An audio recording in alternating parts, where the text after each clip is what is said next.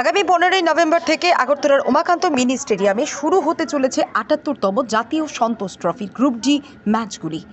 Group D প্রথম ম্যাচে 15ই November মিজোরামের বিরুদ্ধে খেলতে নামবে রাজ্য দল।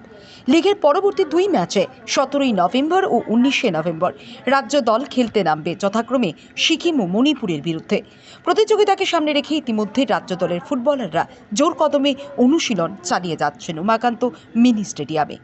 ত্রিপুরা দলের প্রধান কোচ ডিকে প্রধান, সহকারী কোচ কৌশিক রায়, দলের গোলকিপার, প্রশিক্ষক ইন্দ্রনীল ঘোষের তত্ত্বাবধানে ম্যাচে নামার আগে নিজেদের তৈরি করে নিচ্ছেন রাজ্য দলের ফুটবলাররা। প্র্যাকটিস তো চলছে ভালোই, তবে আমাদের তো কম সময়ের জন্য সমস্যাটা আর কি, কারণ প্লেয়ারদের আমরা তো অনেক লেট করে পেয়েছি। আর একটু টাইম যদি পাওয়া যেত তাহলে টিমের মধ্যে কোঅর্ডিনেশন ব্যালেন্সটা ভালো হতো। তো আমরা খুব কম সময় পেয়েছি, তার মধ্যে আমরা চেষ্টা করছি সবাই মিলেই যে কী করে বেস্ট এফোর্টটা দিতে পারে আর কি। আশাবাদী কতটুকু?